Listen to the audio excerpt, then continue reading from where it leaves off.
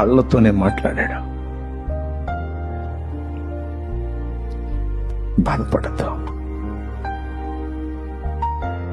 నువ్వు నిలబడతావులే, నేను నిలబెట్టుకుంటాగా నిన్ను. వెలుపలికి పోయి సంతాపపడి ఏడ్చాడు. ఎందుకు ఏడ్చాడో తెలుసా? నాలాంటి నీచుడు నా ప్రభువును ప్రేమిస్తుంది, నాలాంటి వంచకుండా ప్రభువును ప్రేమిస్తుంది, నాలాంటి వ్యక్తి నా ప్రభువును కనికరించింది. నీ పేరెత్తటాన్ని కూడా అర్హుడిని కానయ్యా నేను నీచు, నేను ద్రోహిని ప్రభు.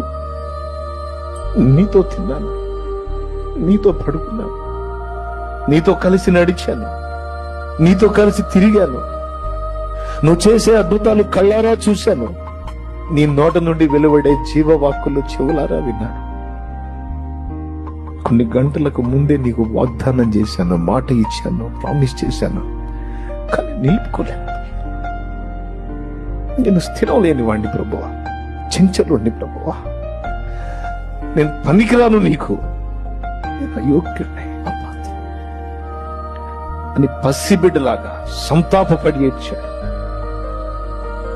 కానీ యేసును వదలలేదా? దేవుణ్ణే క్షమాపణ వేడుకున్నాడు, దేవుని వైపే మళ్ళుకున్నాడు. తన అయోగ్యుడని తెలుసు, అయినా అయోగ్యుల నా పాత్రలకు సైతం కృపాదానం ఇచ్చేవాడు దేవుడని తెలుసు.